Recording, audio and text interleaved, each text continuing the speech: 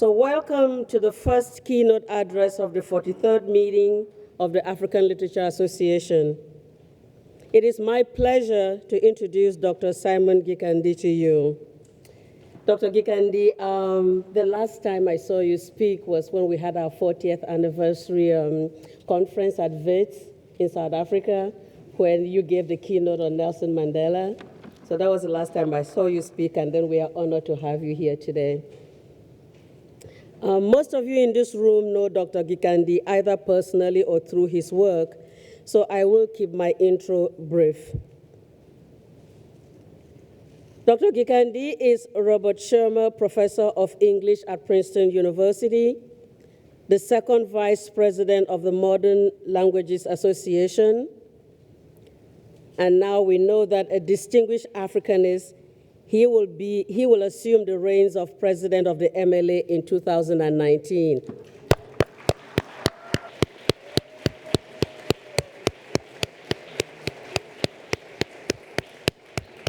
We are excited about that. He served as editor of the PMLA for 5 years, and he edits the Cambridge History of African and Caribbean Literature, the Routledge Encyclopedia of African Literature. I will not recite his many, many, many books and articles here, but I must note that his latest book, Slavery and the Culture of Taste, it's a must-read, people, is the co-winner of the MLA's James Russell Lowell Award and of the Merville Herskovits Award for the most important scholarly work in African studies published in English. We are honored to have him here today for this keynote.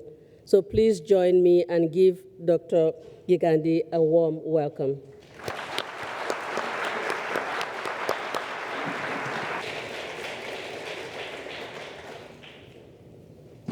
Well, thank you very much, Juliana. I am delighted to be back here at the ALA. One of the things that always excites me is that this is one of the few audiences where I really don't have to explain things. I also have to say that the ALA has been a very important part of my own intellectual growth. I see a lot of people here who were founders of the association.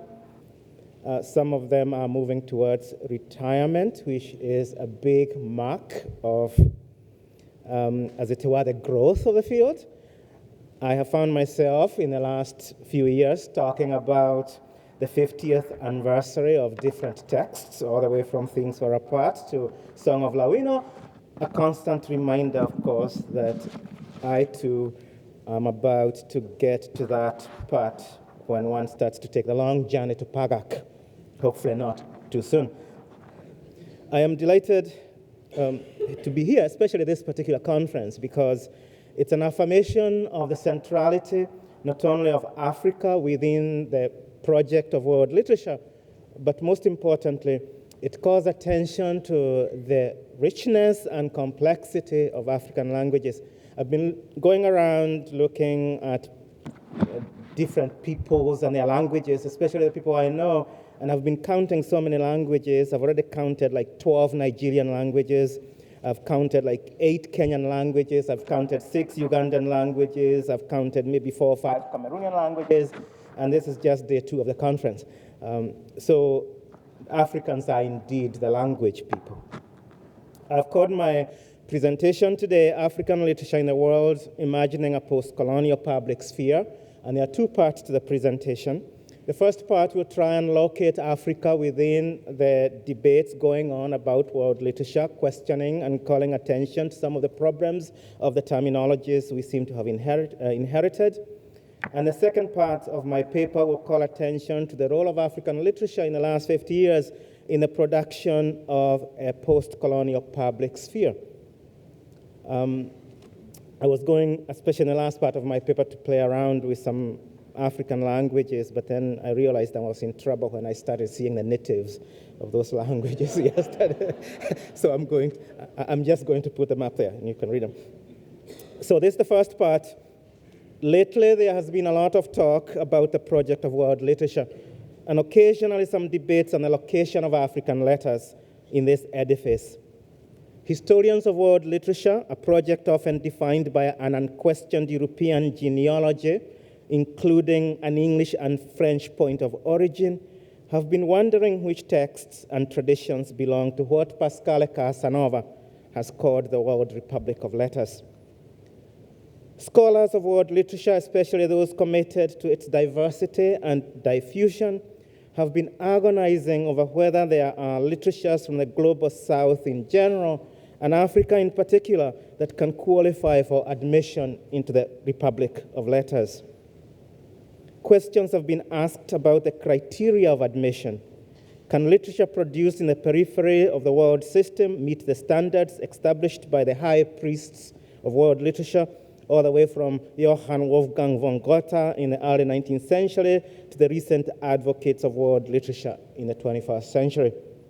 To be fair, intellectuals who take world literature seriously understand that the legitimacy of the project depends on its capaciousness and inclusiveness, its ability to provide modalities that are as comprehensive and as diverse as the world itself.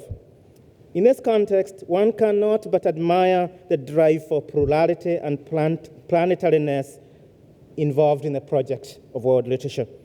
The criteria for world literature set by David Damrosch at the beginning of his influential book, What is World Literature, seems to set a fair standard.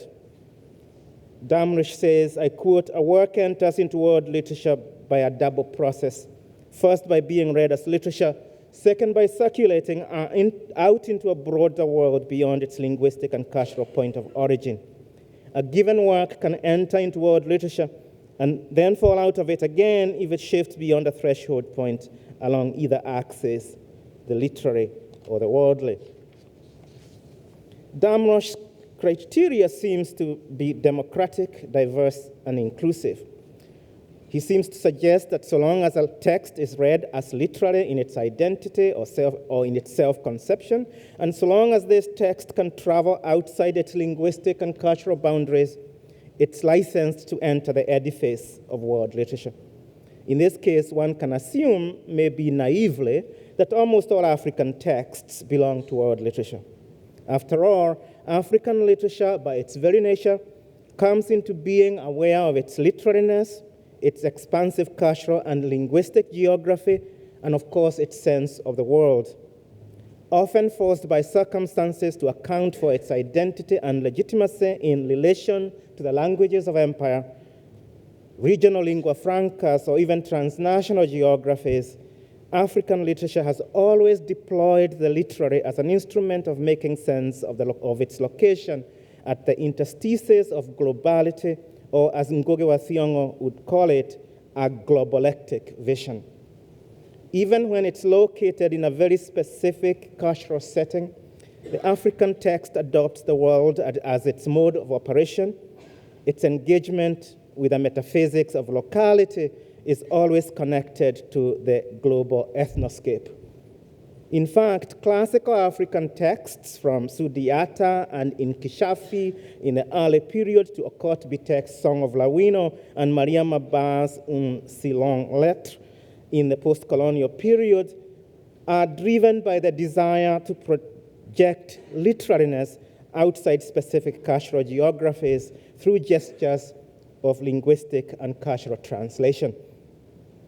Sudiata, for example, is a text of Old Mali, but what makes its different iterations and versions compelling is its referential relation to Malinke, the Malinke world which crosses national boundaries, and how it's connected to other geographies in West Africa and the Sahel.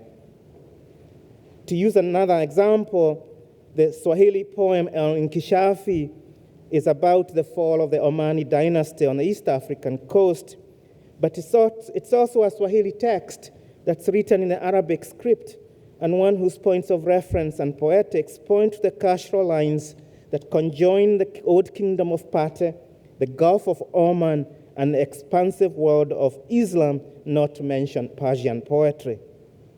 Song of Lawino was originally written in Asholi, but its various translations have been able to reach audiences far removed from the northern Luo culture of Uganda.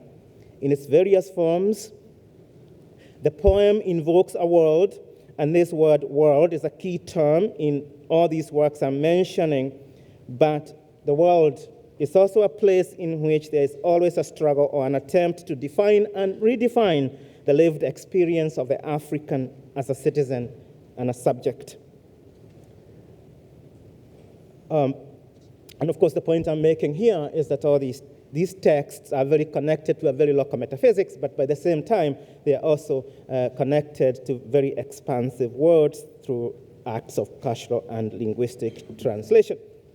The question, of course, is if African writing easily meets the criteria for world literature established by Damrosch and others, why is it always absent from the major discussions and anthologies of world literature? Why isn't the literariness, the cross-cultural identity, or the worldliness, or even the translatability of these African texts, why isn't this a guaranteed passage into the World Republic of Letters? Or to ask the question another way, why aren't the continuous transference mechanisms of this literature not enough for it to be admitted into the literary kingdom? Or, to put it even in another way, why is the world literature and the world literature establishment, why is it afraid of African writing? What is it that this thing called African literature seems to threaten? In a sense, I would suggest that we need to ask that question. What is it that African literature threatens, much more than asking the question of how can we make African literature part of world literature? Because an African literature which does not transform the idea of world literature is perhaps not playing a central role. There are, of course, many answers to the question why African literature seems to be absent or to be excluded from the anthologies of world literature. There is, for example, the problem of what Ajahn Appadurai has called the hegemony of Eurochronology, the overdetermining power of typologies developed in relation to European experiences and texts, including the idea of literature itself. What this has meant, among other things, is that attempts to expand the canon of world literature always come up against the firewall of these typologies and the a priori assumptions that legitimize them.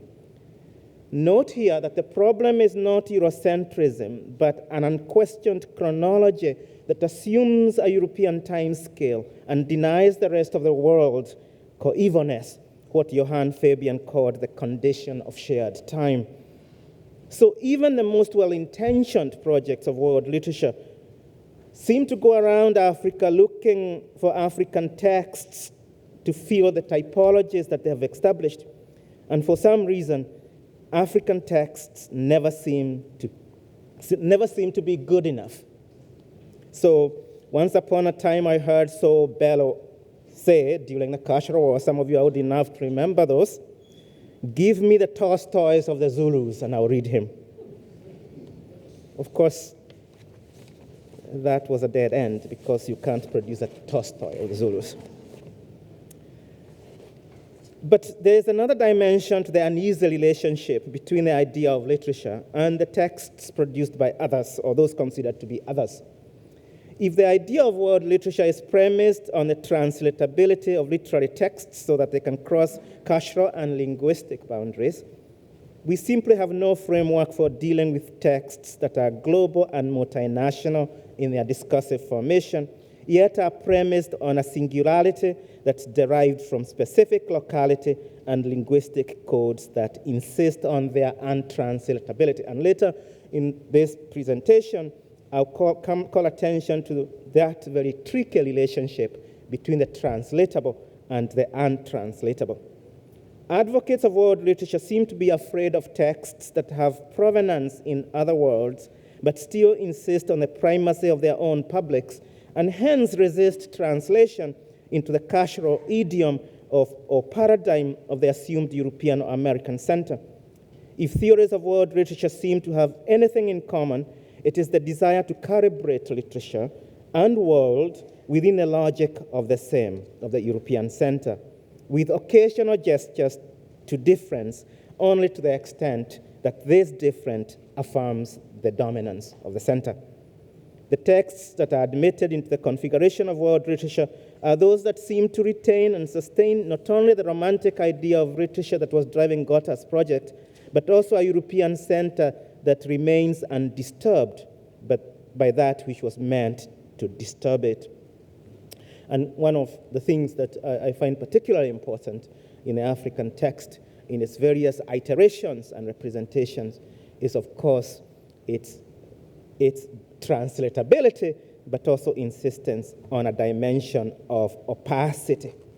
African literature seems to present us with texts that have difficulty living up to the mandate of world literature because of a simultaneous insistence on intelligibility, but also opacity. Here we have a literature that is produced in the dominant European languages sometimes and European genres, and yet one that seems to short-circuit this imperial tradition, to overthrow it, to question its authority, and ultimately to point literature and its ideals into unexpected directions. I want to suggest that African literature puzzles because even when it appears to be deploying a very familiar vocabulary or to adopt established genres and conventions, it always introduces an element that seems to frustrate cultural and linguistic translation. So let me use a very famous example.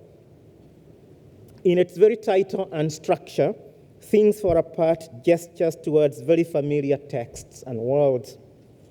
Yeats' Second Coming, from which the title comes from, and of course the temporality of the tragic, which is apparent in Okonkwo's death at the end of the book. But I've always been intrigued by the fact that in this familiar idiom of Yeats and Things Fall Apart, of the tragic and its temporality, there's that thing called chi that always seems to mess things up. And I've been intrigued, but this chi has been bothering me since I was 12 years old, so it's been for a long time. What does this chi mean, and how do we translate it? I'll give you one of the examples there. I'll just read a little bit of it. Unoka was an ill-fated man. He had a bad chi, or personal god. An evil fortune followed him to the grave, or rather to his death, for he had no grave. He died of the swelling, which was an abomination of the earth goddess. And then later, the sickness was an abomination to the earth, and so the victim could not be buried in her bowels. He died and rotted away above the earth, and was not given the first or the second burial. Such was Unoka's fate. When they carried him away, he took with him his flute. And there's another example, of course, when Okonkwo meets the same destiny when things are not working out. Again, it's all explained by his chi. Now, you can imagine being in high school, reading the book to prepare for my O-levels and trying to figure out what this chi means, and the teacher always trying to translate it in very familiar idiom, saying, well, the chi has to do with destiny, it has to do with fate, and so on. And yet it remains untranslated. So obviously it's calling attention to another meaning, which is always excessive of all the accounts we can provide about it. We can see this problem actually, or this problematic throughout the works of Chinua Achebe. In Arrow of God, which draws on very familiar texts, C.K. Meek's Law and Authority in a Nigerian Tribe, Joyce Carey's Mr. Johnson. But I would suggest that the uniqueness of the novel depends not so much on those familiar rewritings of the European text, but elements of Igbo culture that always seem to us untranslatable, at least in a linguistic and cultural sense. What, for example, is the meaning of that Ikenga, whose destruction triggers the war between Umwaro and Okperi and ends up handing the land over to colonial agents? It all starts at with a very localized dispute, but the untranslatable seems to point to larger metaphysical matters. So when I'm teaching this, obviously, I do what most teachers do. I'm trying to translate this Ikenga business to my students, and so I go to Wikipedia, and Wikipedia has some total nonsense about it. Total nonsense. And if you go to the Wikipedia definition of Ikenga, that's when you begin to realize that actually it's better if it were left unexplained. And of course, Achebe suggests that by leaving it untranslated, but he does something very important, which you see at the bottom of that quote, and that is when Ebo discovers that his Ikenga has been destroyed, we are told, still Ebo turned around and went into his obi. At his shrine, he knelt down to have a closer look. Yes, the gap where his Ikenga, the strength of his right arm had stood, stared back at him. An empty patch without dust on the wooden board. Nado, Nado, he wept, calling on his dead father to come to his aid. The word does not need to be translated for its meaning to come across. In fact, it's precisely because of those words, the nado, the sounds he makes as he weeps, that we begin to realize this Ikenga is serious business. You just don't go around messing it up. What is going on here? Where we expect explanations, we are thrown into the confusion of signs without signifiers, a jumble of words whose essence and gravity is apparent, but not their meaning. The tenor is carried by the sound surrounding the event, but the vehicle has been displaced. Other examples of this kind of untranslatables, where we seem to be dealing with familiar texts, exist in African literature. Consider, for example, another text, Sembène Ousmane's Hala, which invites a discussion around very familiar topography. Several people here have written about, most notably Ken Harrow, about the fetish. But what exactly is this Hala? Well, I struggle again to explain this. Well, it's because it's something more than impotence. To just say, well, Hala is impotence doesn't carry it. And there's something about the untranslated nature of it that becomes very important. Death and the King's Horseman depends on the self-willed death of Elassine Oba. You all remember that moment in a play when we are told he will die. He will just die. But how is he going to die? Well, he will just die. And if you taught the play again, you have to try and explain to the students. The students want a logical explanation. How is he going to die? Is he just going to be so depressed and upset and so on and so forth? And then you just have to go back to the play and say, he is just going to die, because that's it. Many examples. The structure of the Bildungsroman in Titi Dangareba's nervous condition revolves around the figure of Baba Mukuru, but how do we translate this name from Shona to English? Again, this one has troubled me for many years, because the younger brother is the one called Baba Mukuru. The younger brother is the one who functions as a paterfamilias. And then so you can only begin to understand what's going on in a novel if you adopt a very serious engagement with the terminologies and the thick description of the Shona culture and the etymology, which is being transformed by the changes engendered by colonialism. Because in Dangalemba's novel, the reason why the younger brother has become the paterfamilias is precisely because of his privileged position within the new colonial educational system. He's the one who takes care of the family.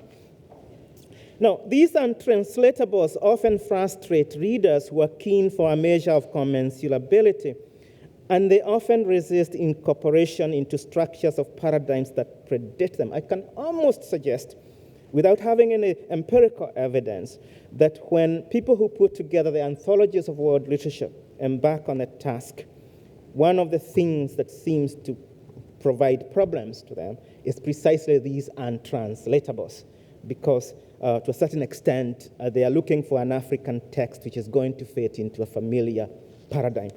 I could give some examples here, but I won't. I want to respect my hosts at Yale. Efforts to globalize African texts is often frustrated, but what appears to be the insistence of those texts on a metaphysics of locality, often at odds with the unquestioned cosmopolitanism of world literature. African texts seem to resist the imperative that they become world literature in a European sense of the word, or simply resist their interpellation into a field of play that's both familiar and alien. One reason for this resistance is the doubleness of the African text in relation to its audiences. In relation to its publics, as several scholars have shown, the African text is often striking because of its double play of extroversion and introversion. Eileen Julian has made the powerful claim that the African novel is extroverted.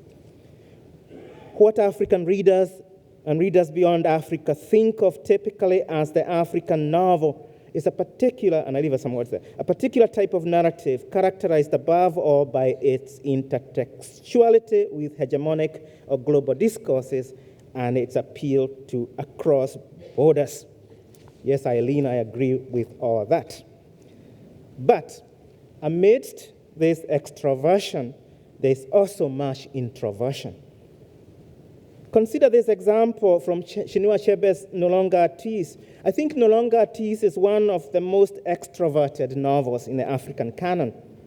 The novel courts its readers, and it courts them by appealing to a very familiar vocabulary, T.S. Eliot's Journey of the Magi, which provides the title.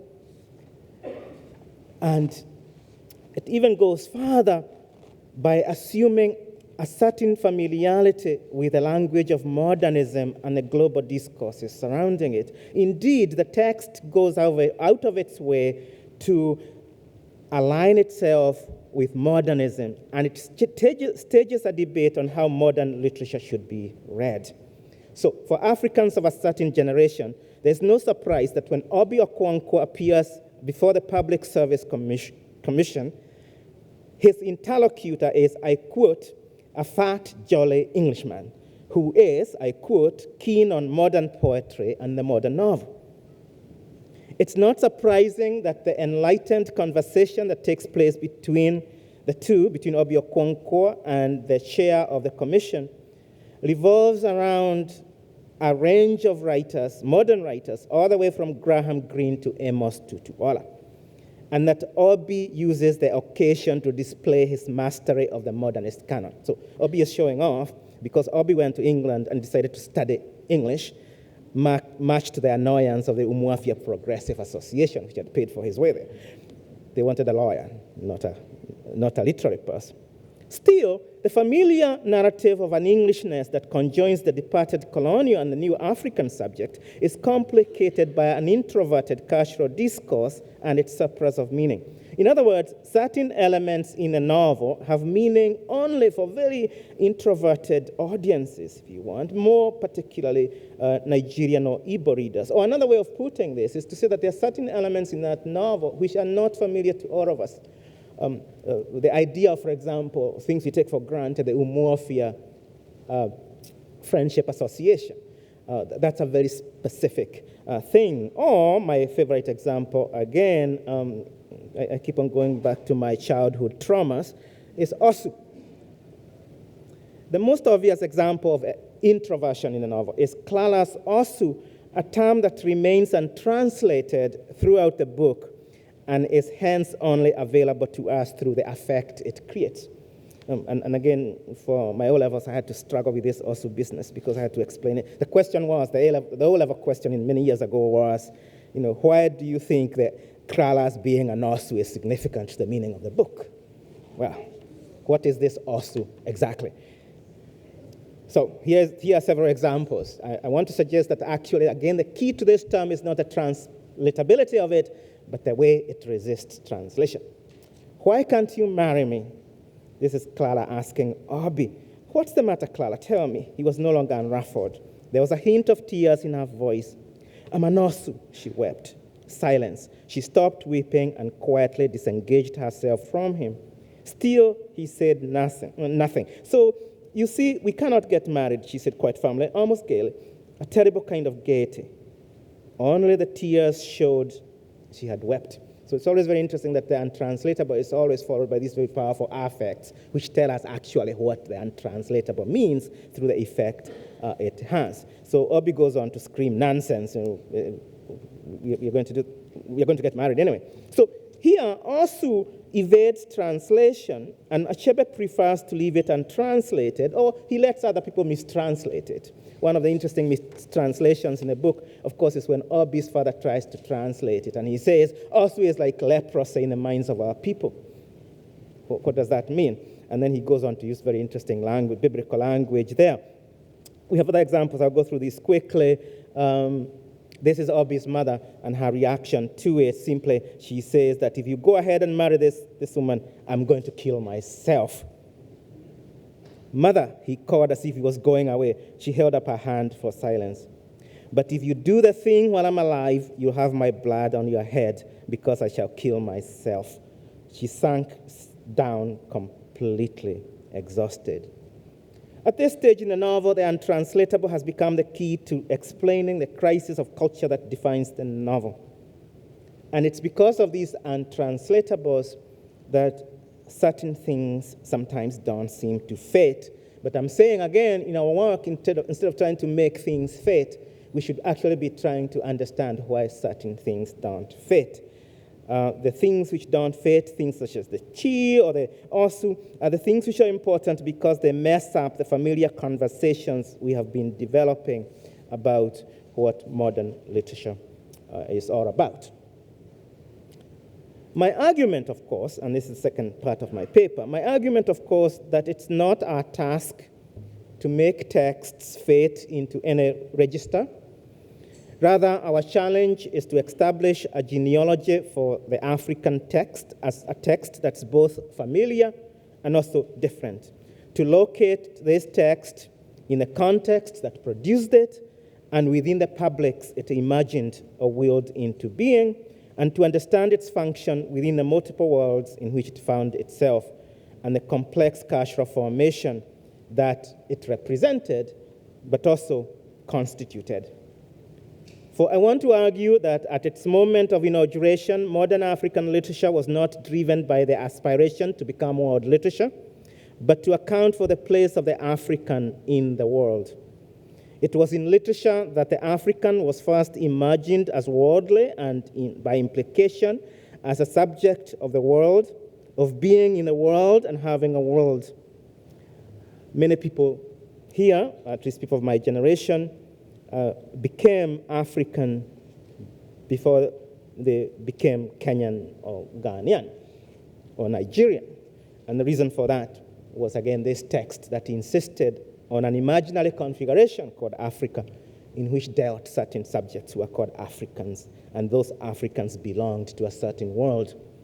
And one of the major achievements of the African text, at least in its foundational moment, was not only its ability to constitute the African in the world, but I would argue to have a sense of the changing context in which the literature was being produced and to respond to that context in quite amazing linguistic gestures.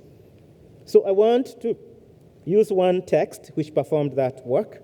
This is Okot Bitek's Song of Lawino, an African lament was the way it was called, at least in the first edition. I want to suggest that the history of a poem such as Song of Lawino and its changing textual relationships is a clear indication of how African writers understood both literature and the world in that caesura that was to redefine African worlds, namely the period between late colonialism and decolonization, quite an important foundational moment in the literary history of Africa. Taban Loliong speculates that the genesis of Song of Lawino dates back to 1949, when Okot Bitek was a high school student in northern Uganda. This was a period when Bitek was interested in the function of oral songs and their relationship to written poetry. The first version of the poem was written in the 1950s, and I believe, I haven't checked this lately, I believe a 1959 transcript is available, or was available, at the special collection of the University of Nairobi Library. I haven't checked this for years, so it could have found its way somewhere else. The first English edition and the second Asholi version of the poem were published in 1966 and 1969, respectively. The combined edition of Song of Lawino and Song of Oshol, intended for use in high schools, was published by the East African Publishing House in 1972. And we can definitively conclude that Bitek's poem entered global circulation with the publication of the combined edition of Song of Lawino and Song of Oshol by Heinemann Educational Books in its African Writers series in 1984. Now, you may ask, why are these dates important? If we pay close attention to the timelines, we will notice that what was most important about Song of Lawino was its attentiveness to its changed context and the poet's responsiveness to the desires of an evolving audience. So my main argument here is that when we track the translations and the different versions of that poem, we can already begin to see how a certain African text is responding to the context in which it finds itself as we move from the 1950s to the 1960s, as the author begins to think about different audiences while still also being very attentive to the metaphysics of locality, so to speak. Simply put, each edition of the poem was translated or retranslated to respond to the demands of a new reading formation. And I am particularly interested in how the poem was creating a new reading formation, because at the moment we are entering another important phase in the reformulation and the formation of African readerships, especially in several African countries. And so it's important to understand how readers not only desire certain forms of literature, but how certain forms of literature also produce audiences. Pitek conceived his poem and wrote the first Asholi version in the 1950s during the age of a dying colonialism, which was also an in-between period, what Hannah Arendt would describe as afterness, the empty space that marks the no longer and not yet. A dying colonialism had created a new context for rethinking African futures, but what these futures were, or what they would look like, was not always very clear. With the imminent death of colonialism, a new space had been opened for thinking about what V.Y. Mudibe has described as another center for African history and its ideological activities. Significantly, the new African literature emerging in the 1950s was taking place in an age of Kashra translation. In retrospect, Pitek's turn to poetry and poetics can be read as part of his attempt to respond to the series of questions raised by his teacher, the Oxford anthropologist Godfrey Linhart, on the possibility or impossibility of Kashra translation. One of the things, those of you who may not be familiar with the history of the poem, is that Okot Pitek in the 1950s put aside most of his poetic writing, postponed the translation of his novel, Laktak, because he was interested primarily in the discourses of anthropology, religion, and so on, which he considered central to understanding the new emerging African culture. But Okot Pitek was never at home in those disciplines, and his interest in poetry would slowly emerge as a significant attempt to actually short-circuit those disciplines. So we see that the first version of Song of Lawino, written about the same time as Linhart's work on Kashra translation, was already itself trying to suggest new terms for thinking about the relationship of Africans and their languages and their traditions. One could go into that quite a bit. My argument is that the changing context of the poem can best be understood through an examination of the changes Pitek introduced into his poetic register and modes of address as his text moved from the colonial to the post-colonial public sphere. According to George Heron, Pitek introduced at least 3 major changes in his second Acholi version of the poem. First, the length of the poem was expanded from 30 typed pages to 140 printed pages. Okot was not trying to create an epic, but a lyrical sequence that would expand the range of references and reimagine his audience. And this is what I'm trying to emphasize, that the poem was already trying to reimagine its audience. It was not a poem which was just going to circulate to a mute audience. It was going to be an active agent in the making of those audiences and in the transformation of their desires. One consequence of this desire to transform audiences, was that Okot Pitek moved significantly from his meditation on what has come to be known as the Kit Achol, the ways of the Acholi, which was one of the major themes of the book, and he moved on, and I'll come back to this later, he moved on from a very specific Acholi discourse on identity to a discourse on blackness, which I'll come to in a moment, because I want to gesture towards a few interesting problems. So the first thing then Okot did is, of course, expand his poem to speak to a larger audience. The second thing he did in his revised version was to actually increase the satirical impacts of the poem. Those of you who remember the poem, remember that one of the central figures, the major object of satire, is Clementine.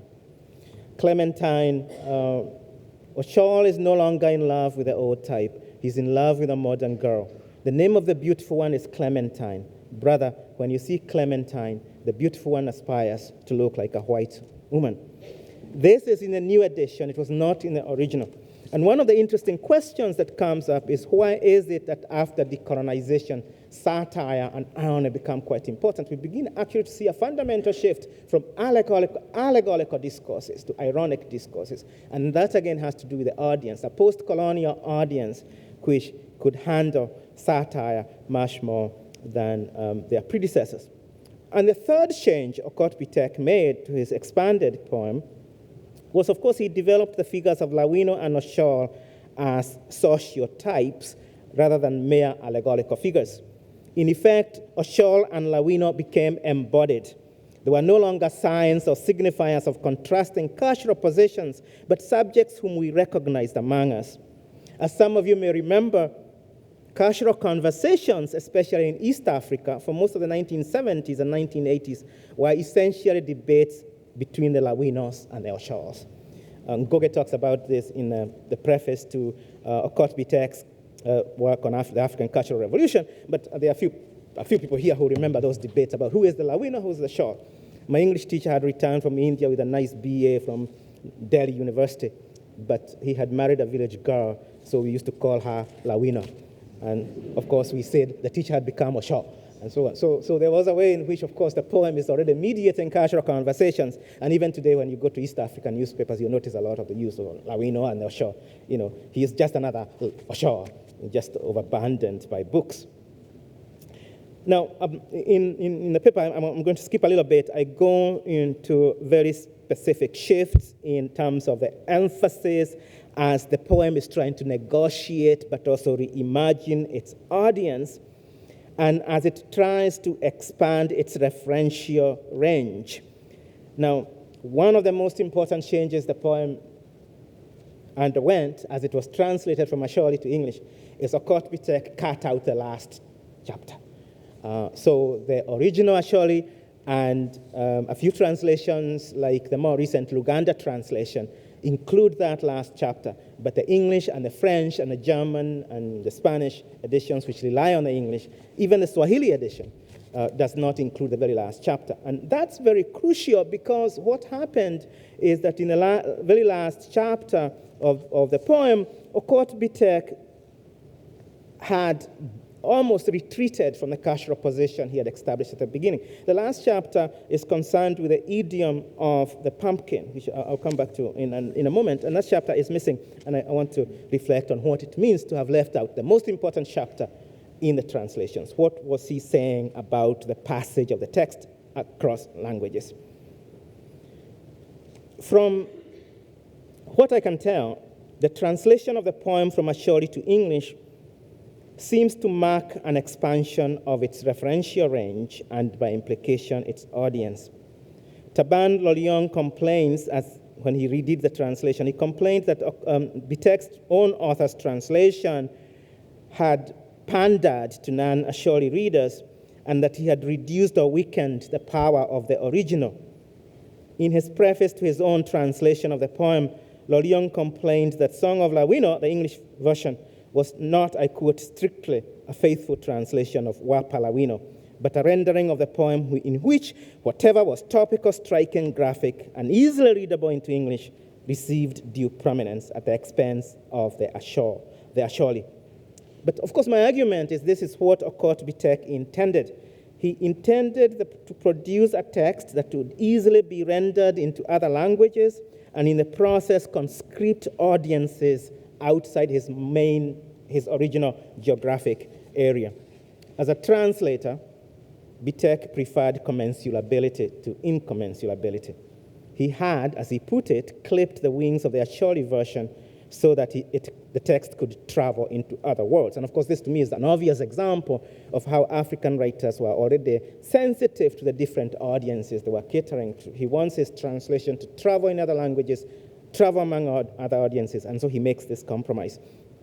In translation, of course, Song of Lawino began to travel around the world. It first traveled in East Africa through its English and Swahili translations, published in 1966 and 1975. With the publication of the poem in the African Writers Series, Song of Lawino entered the domain of what we now call post-colonial literature. By this time, the text had been translated into other European languages.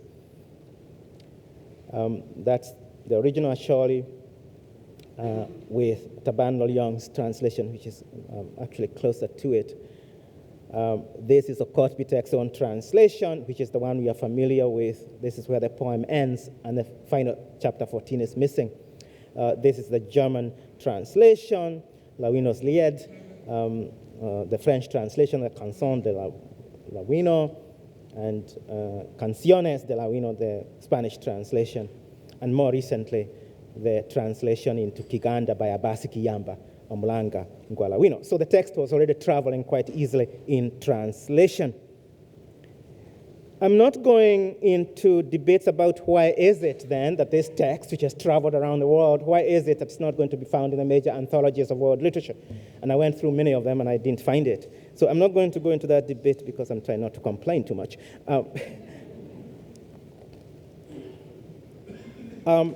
What I want to end with is, again, go back to the problem of translation and untranslatability and pose the question, of course, of what the missing chapter meant. One of the things you'll notice was that Okot-Bitek wanted a poem that would be easily recognizable. Let me dance before you, my love. Let me show you the wealth in your house. Or show my husband, son of the bull, let no one uproot the pumpkin. That's where it ends. And the pumpkin, of course, I'll come back to that in a moment. It's very important because the next chapter, the missing chapter, chapter 14, is all about the pumpkin, trying to contextualize it. But Okot-Bitek somehow decided that that was not necessary. But I want to suggest that the poet's concession to his non-Asholi readers contains a complication. Since translators of the final passage of the poem worked with the English rather than the Asholi text, they had no difficulties finding cultural or linguistic equivalent. So if you go through all the texts, if you go through the German, if you go through the French, and if you go through the Spanish, the pumpkin is there. There's no difficult finding a word for pumpkin, right, in any language. But that is a problem in one sense because the European language translators struggle with the pumpkin, not as a word. They struggled with the pumpkin as a concept. So all these translations have glossaries where you explain what this pumpkin business is all about. And you talk about its significance to Asholi culture. But I was struck by the fact that in many ways, the one translation that did not have anything to do with the pumpkin, left it out completely, was actually the Swahili translation. Now, as you see in the Kiganda translation, the pumpkin is there and in Suju, but look at the Swahili translation. Uone nikuchezee ngoma mpenzi wangu nikuonyeshe mali iliyomo katika nyumba yako. Osho mume wangu mwana wa dume asije mtu akaung'oa mboga. Now, boga, so as the Swahili speakers know, that's not a pumpkin. Boga is vegetables, generic. So it's no uproot the pumpkin, let no one. And the reason for that is when you go to the Kiganda translation, actually the translation in Suju makes sense because there's a cultural affinity where actually the pumpkin is also associated with the homestead among the Baganda, or at least some Baganda clans. In Dar es Salaam, where the Swahili text was produced, this business of the pumpkin would not make sense. So the one that makes sense, in order to bring forward the gravity of uprooting oneself from one's culture, was the mboga, because mboga is what we live on, the Sukuma wiki, and so on and so forth. So the Swahili translation was not as sensitive or worried about it. It was not as anxious about that.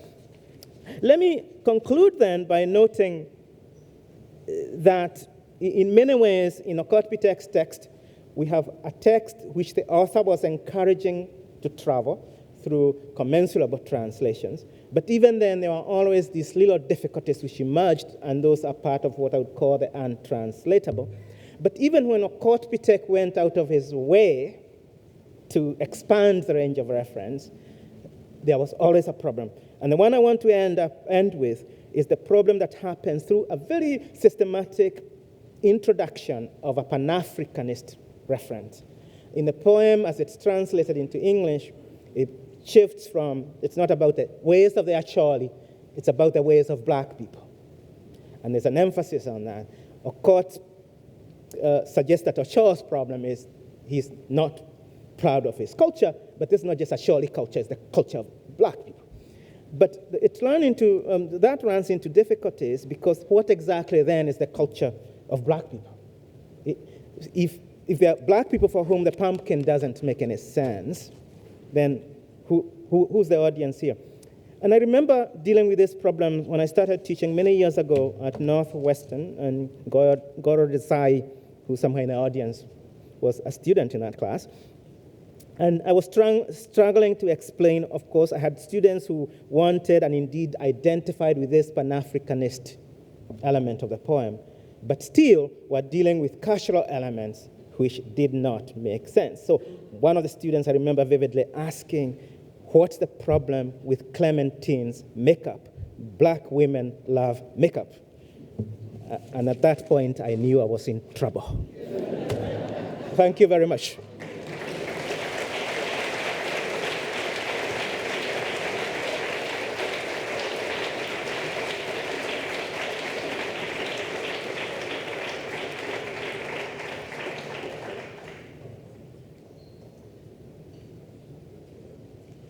He's very happy to take questions. The microphone will come around here.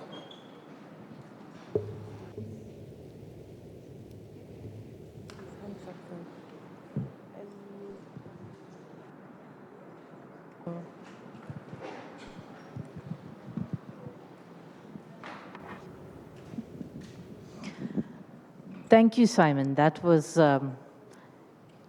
stimulating and rich. And I especially liked the reading of Lawino, and the move through the two versions, the two poems. I'm not sure I fully understand Mboga, frankly, but I that's not the real question I have. What I think you're doing in the reading is offering the kind of thick description, the making of the context that permits us a lodging of African literature in the world. I'm very sympathetic to that. I think that's the way we should proceed as critics.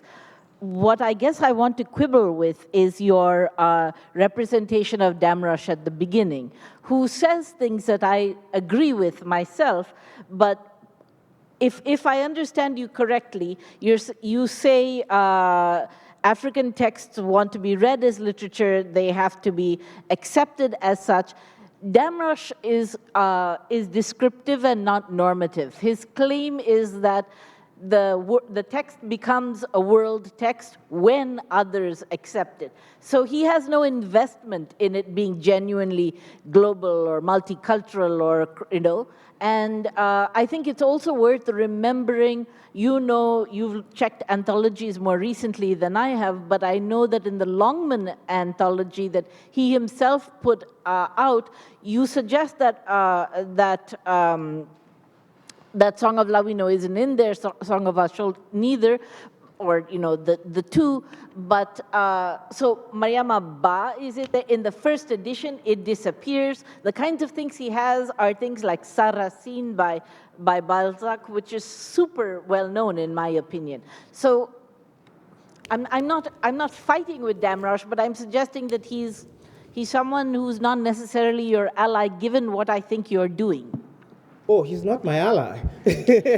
Well, okay. One thing that was lost, as things get lost, one thing that was lost, actually, I was setting him up. In a sense, I was trying to suggest that, of course, these are projects which are driven by the desire to be democratic, inclusive, and to have the widest range of definitions, but in the end, they always stop somewhere. And one of the issues, I was trying to, but I guess I can't get away from it. I was irritated by a debate that took place when they started Yale NUS. Now, I know some of my students are teaching at Yale NUS, so I hope I'm not making your case difficult. But the argument then was that they looked all over, if you remember. They had the Gilgamesh, they had the Chinese epics, but they could not find an equivalent from Africa. And yes, I could have put it here, but and then they said, well, they had conversations about season of migration to the north. And things were apart, but they somehow, so we're still dealing with the so-bellow problem, right? So that's where I was coming from, but I didn't want to go into that. So that was at the very beginning. I'm sure they've changed. Of course, we all change. And so I was struck by two things I want to emphasize. One is the impulse is to define literalness in such a way that it opens up possibilities of other texts. But by the same token, you're right. It's that which others accept as world literature. So then we have to shift into the question of audiences. And I was suggesting, as the way Song of Lawino circulates within, at least I'll limit Eastern Africa, there's a way in which there's very specific Asholi text. And remember, Asholi is a minor language within East Africa. It's already being accepted by other people as a world text because it's already functioning very effectively outside its culture. So that's where the two parts of, that's why we do have a bridge. Yeah.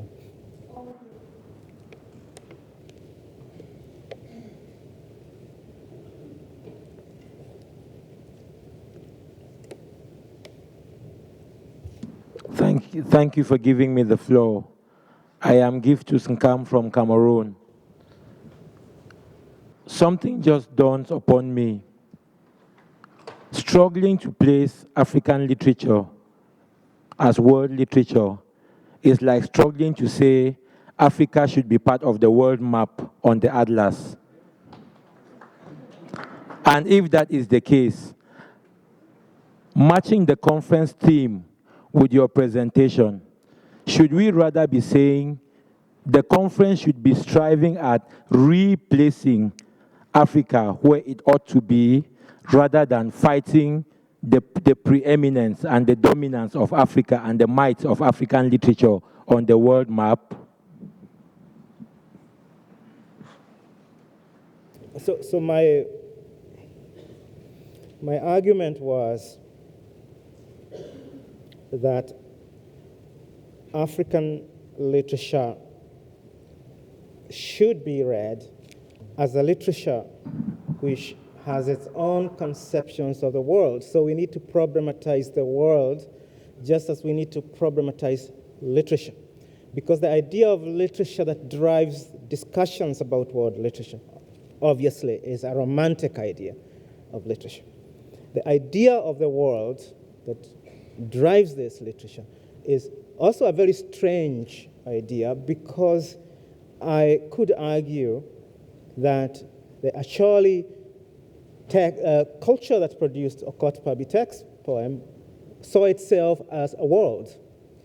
And when it was translated more recently, that's why I loved, and I wrote about this a little bit, I loved the translation of Song of Lawino into Luganda because of the politics, the geopolitics of it, because Luganda, that's another world.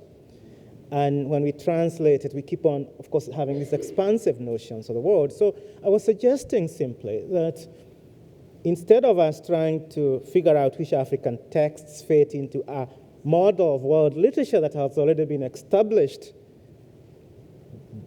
by others, we should be asking, how does African literature question those models of African literature? So that's what I was pushing for. That the reason why the readings become important, the reason why the languages become important, is precisely because they enable us to resist the impulse.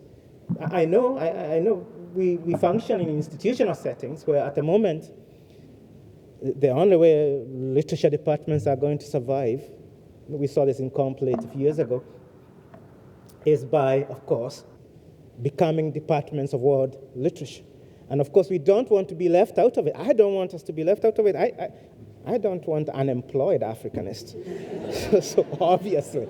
So I understand the political impulse, but I'm also saying within those configurations, our task is to actually use the evidence presented to us by the text to question the very ideas that are being pushed for us. Otherwise, we'll be waking up like we've done before and discovering actually it was not good for us. There was a time when we had African linguists in language departments. Now I tend to find them in anthropology where they were exiled, and so on. So that's what I was trying to push back against.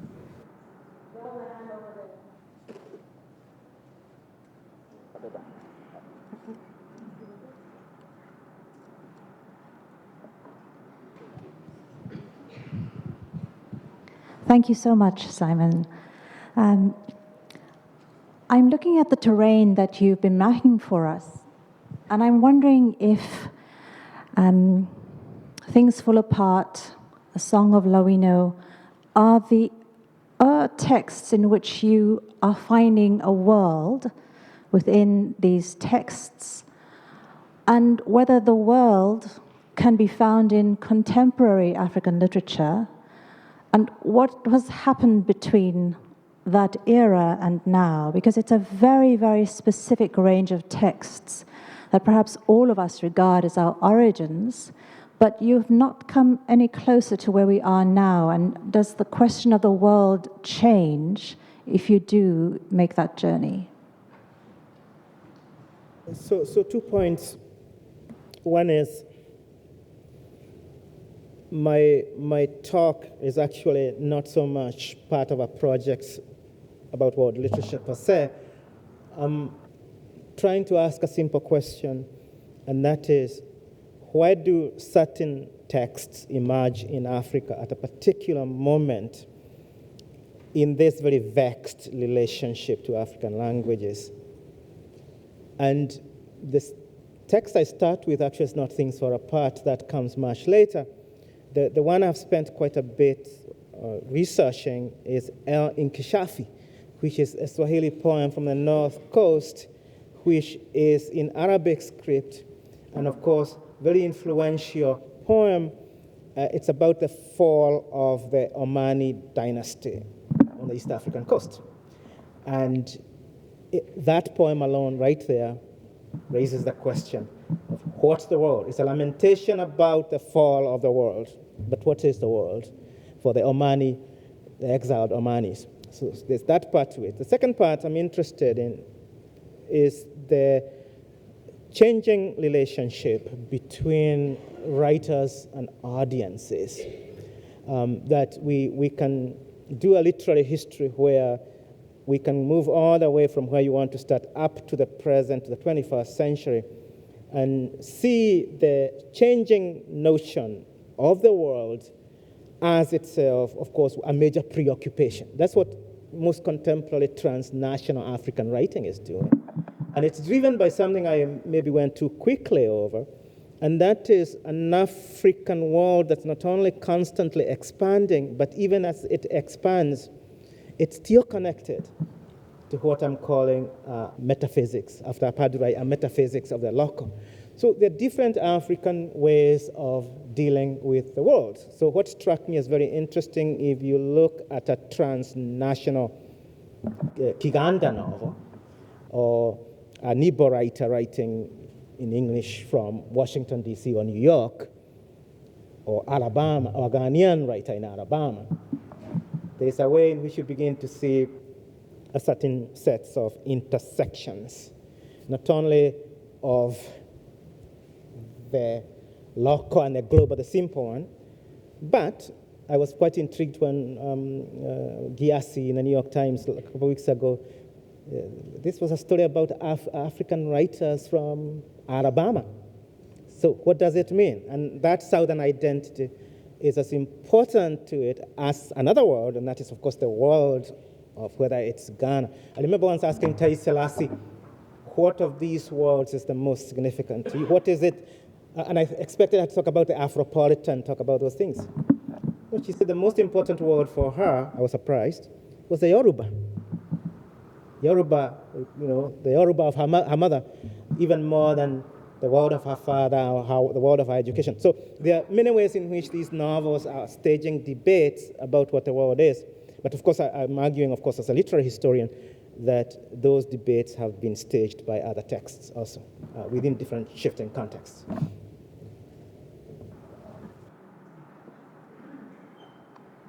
Hi, Simon. Thank you for, as usual, a very illuminating set of observations. I have a number of things, but the main thing I want to say is that I think there is something more pernicious than Damrosch and company or behind their decision not to include African literary texts in the big anthologies. And I think it is actually ignorance. That's why I say it's more pernicious. So as a scholar, if the worst accusation is to be accused of ignorance. And the reason why I say ignorance is that you and I know that we can dilate on Shakespeare and Sophocles, but also on Achebe. Many of these world literature people cannot dilate on anything except what is within the confines of the Western tradition. Therefore, there are two tasks, I think, at hand. First is that Africa, because to ask that we be included is really important, and I think we ought to be included, but also to ask that we be included within a framework that already exists, to be enframed within the Euro chronology, which is how they would put us in there. So the first task is, of course, to continue to ask to be included, but the second task is for us to take on the responsibility of defining world in our own terms. So we define world, and then we define world literature in African terms. Because to define world, and that's world literature in African terms, is to strike up an alliance with Baldwin or Native American writers or Zadie Smith. And in fact, there's enough material from these so-called minority writers to create a viable sense of the world with, obviously, there will be references to the West, because these writers, as you rightly noted in African literature, are always extroverted. But there's enough material for us to define a world from an Afrocentric perspective. Now, this world, once it is defined, once we begin to seriously do the work of defining it, will have to be, there's a kind of a reluctant acknowledgement that will take place. So we don't need to wait for people like, Bloom. Harold Bloom writes this big, compendium on world literature, and there's no, I think he concedes Achebe in there somewhere, or Terry Eagleton's Sweet Violence on tragedy. In fact, I'm working on tragedy. Of all the big writers on tragedy, modern, Terry Eagleton, name them, there's not a single reference to an African text, not even in passing. Even Achebe does not feature in Eagleton's Sweet Tragedy, that's the book. So that's what I'm saying. We can begin to define world. It's a very laborious task in a way that starts from how we see it and how we experience it. Yeah. So I agree with that. A part of the paradox, obviously, and I've talked about this for years now. the paradox of the production of African knowledge in Western institutions outside Africa. I know Teju has provided a critique of this when I've said, maybe it's nostalgia, Teju, but I still remember one brief moment where the resources of defining that world, the stuff which could be published, which cannot be published anymore. Can you imagine someone publishing a whole volume in this country on Injala poetry, right? So the paradox is, on one hand, institutionally, of course, I want us to be included and have to fight and insist on that inclusion. And the issue then that is, we have to fight on the terms of inclusion, and that's where we have to, as you rightly said, redefine the world. And one way of redefining that world is to use these tremendous resources we have. Because one of the things now we have, when you go now into the archive itself of African literature, it's just staggering. It's a huge archive. And of course, the linguistic resources. One way of traveling the world is to ask simple questions. What does the world mean in this particular language? There are hundreds of languages represented in Africa and with expertise.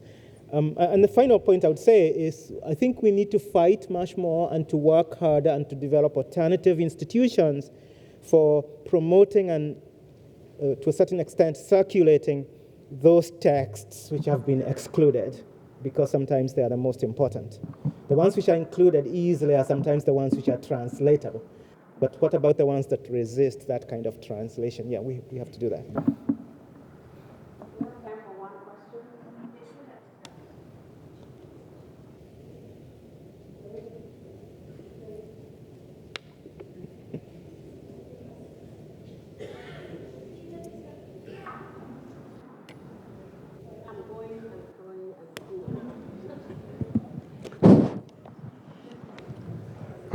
Thank you, sir. First of all, I don't know your definition of the word world and world literature. I didn't think that the world meant America or Europe. It meant a number of countries, villages, towns, and what have you. Yes, because of the way that colonialism and empire building was constructed.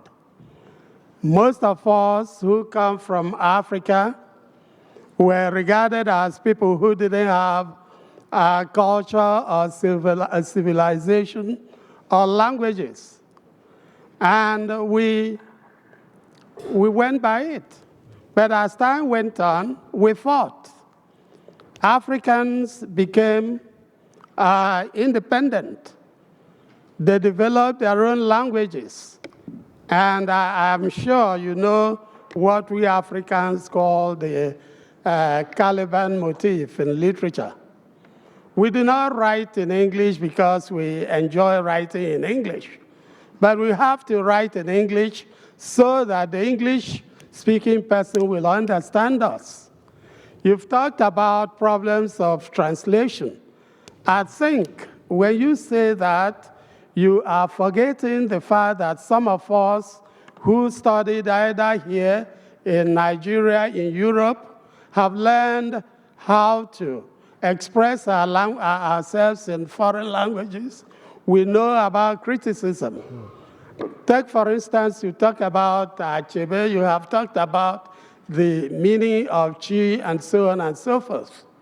But you forgot that there are people who have made a lot of research which have tried to explain the exegesis of some of the cultural things that the white people cannot understand. Mm-hmm. So it is not something new. If anybody wants to understand any written text from Africa, he has to work hard. The way that I worked hard to understand to understand the world of Shakespeare. Fortunately, here is Professor Nfah, a very well-renowned worker in African literature. He established RAL, Research in Our African Literatures. And through that journal, the world of literature from Africa opened. I was a student of his. He taught me how to do it. But I have written books. If you want to know about the cultural elements and things fall apart, go to my one of my books, Understanding Things Fall Apart. It's read all over. You want to know about the novels and the cultural elements, go to God's Oracles and Divination. If you go into that book, she will be explained. So let us not pretend that we have to plead before we are included in world literature. Thank you. Yes. So my only response to that, of course, is we have to work very hard.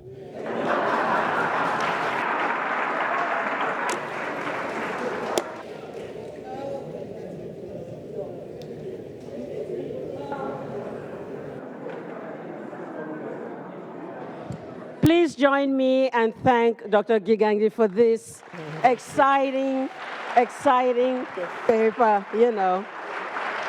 You've given us a lot to think about. Thank you.